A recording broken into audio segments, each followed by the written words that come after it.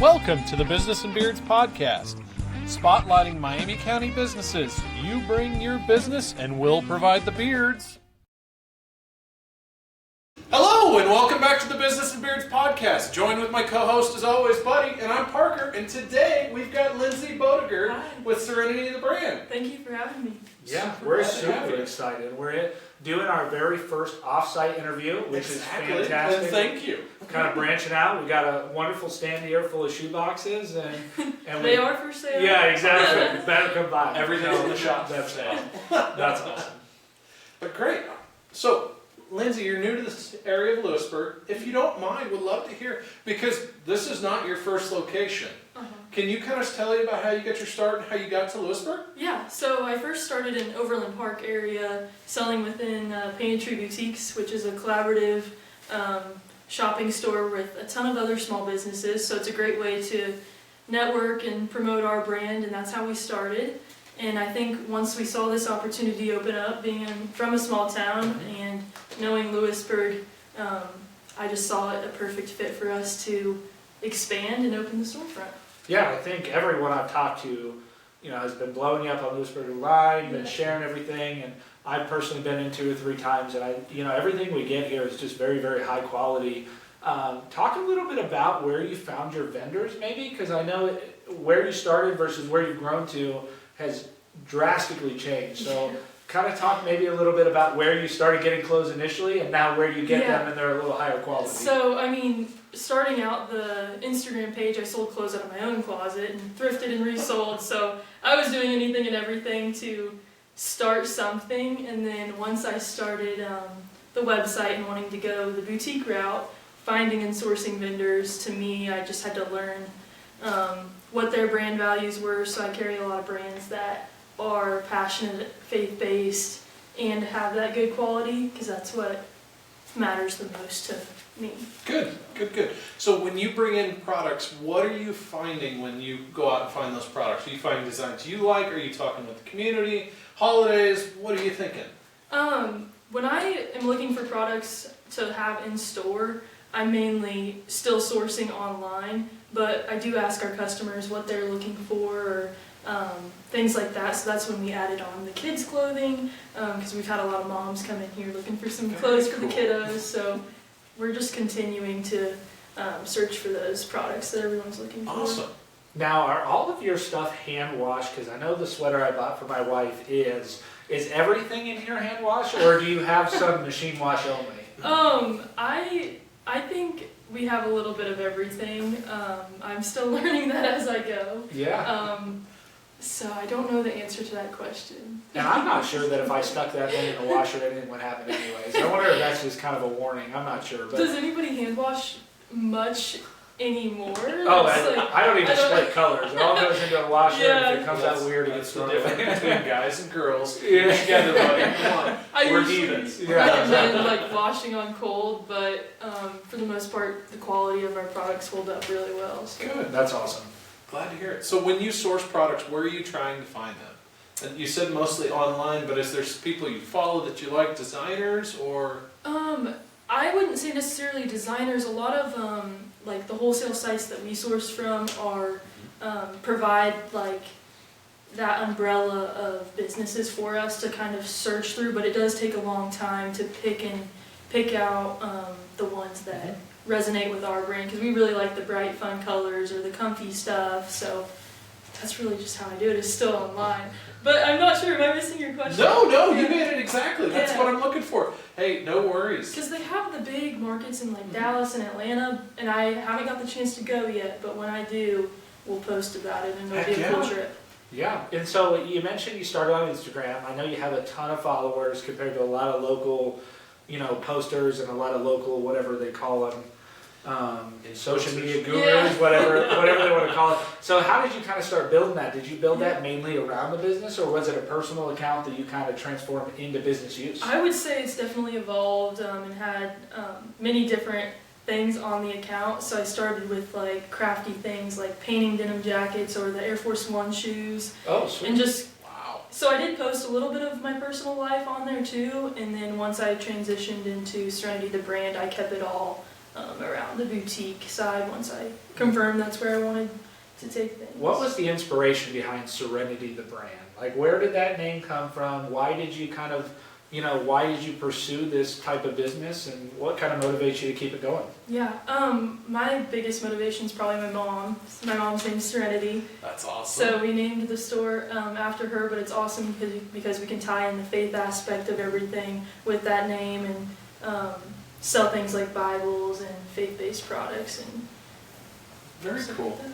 Very cool. So, what are some of the big things with this being a new store? What are some of the trials and tribulations from opening this that you ran across? Because this is a new building, or a new space here that you created. Right. You guys did a heck of a job. Yeah, I think we really came in with a vision because it did change into exactly what I imagined in my head. So that was a challenge. The time window that I gave myself to get the renovations done, and actually Mason with Retrofit did this for us, and he did a great job. Very cool.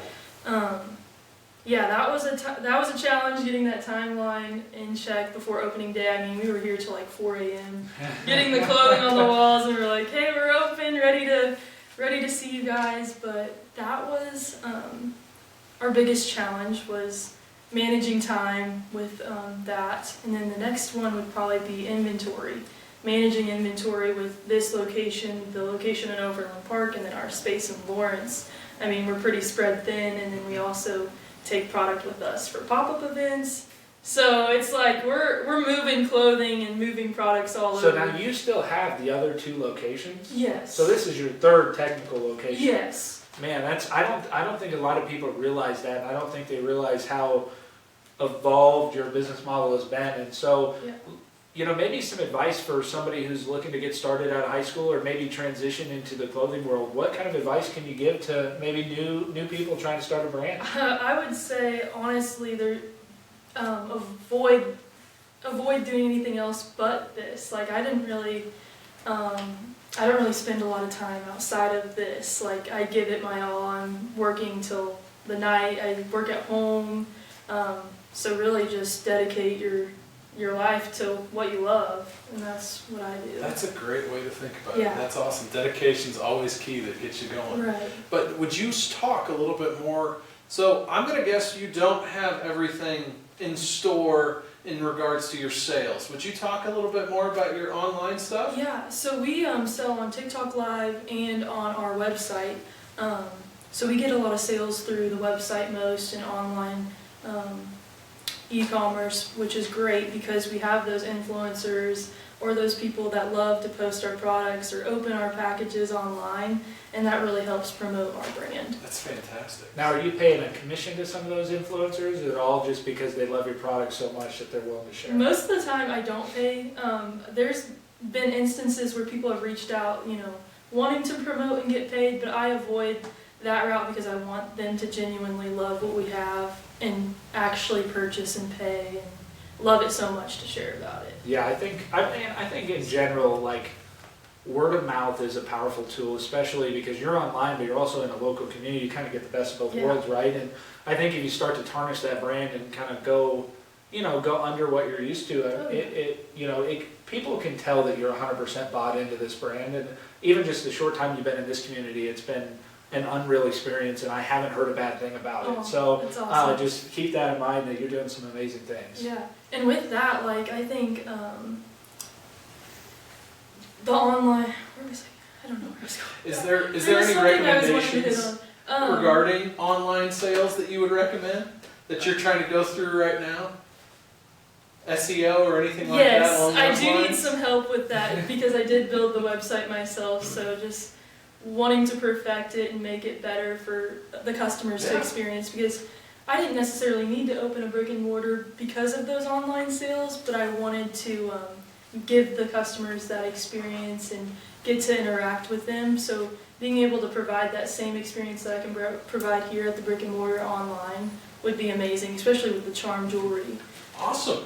So if you would, let's talk about that a little bit more. So is the charm jewelry, that sounds something, I know Buddy said something about before the podcast with his wife. It is machine washable. Yeah. That's great. By accident. Yeah.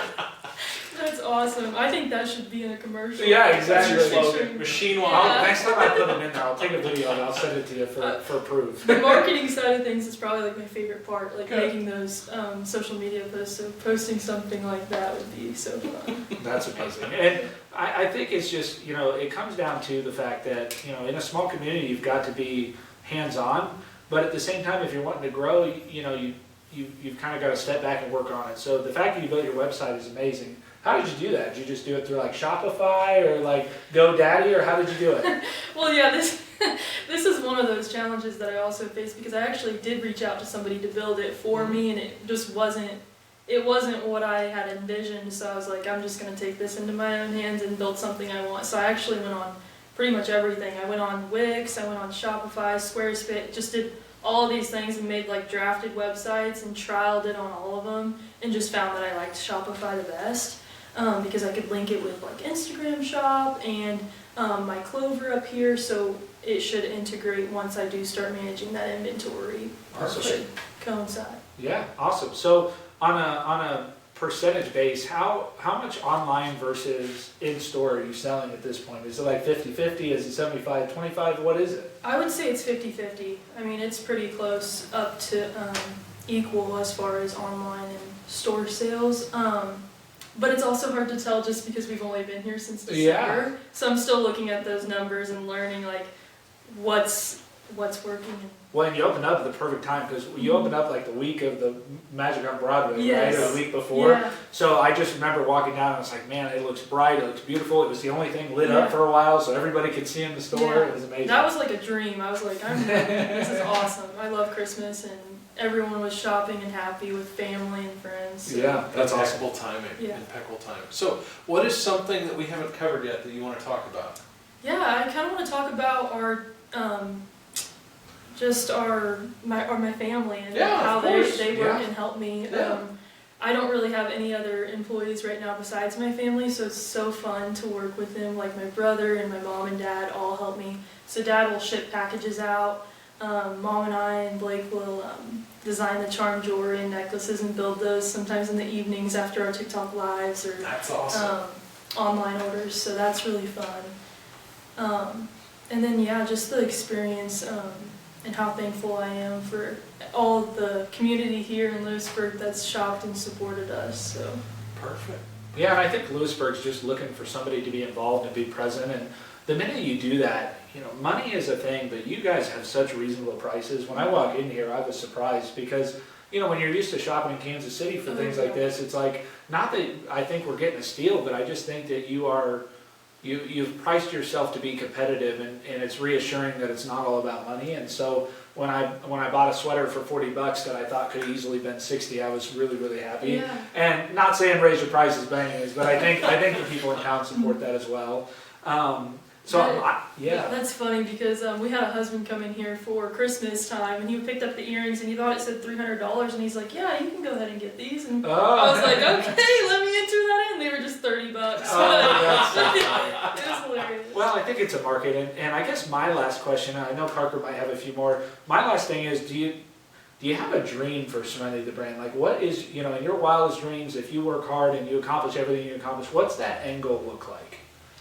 For me, I think it's just growing, like, personally, like with my faith and just relationships with customers. I mean, I've got to meet amazing people out of this and travel to some awesome places, whether it was for pop-up events. So I'd say my end goal is just to continue to open up storefronts in different states, especially places that I like to travel to. So one of my favorite spots is Oceanside, California, and my dream would be to have a storefront there. Where I can travel there and here, and have my beach spot, and then also my Midwest spot. Really, that would be my That's dream. awesome. Well, that's awesome. Perfect. Well, we're looking forward to your journey. I want an invite when you open the Lakeside place. Yeah. That would be fantastic. I'll be there. We'll help put shirts on the shelves. It'll happen. I mean, things come full circle. Like I remember I Yeah. took senior pictures with Teasdale's, and my caption on the photo was like, "Can't wait to open up my store" or something in my small town someday, and it happened. And I didn't really actually think was going to happen, and it did. So we'll see you in California coming soon. Yeah, exactly. 100%. I like it. So, Lindsey, thank you for your time. This has been a wonderful on-site podcast here at Serenity The Brand. Let's call it a wrap for today. You guys good with that? Yeah. Yeah, absolutely. Thanks, everybody, and keep on growing.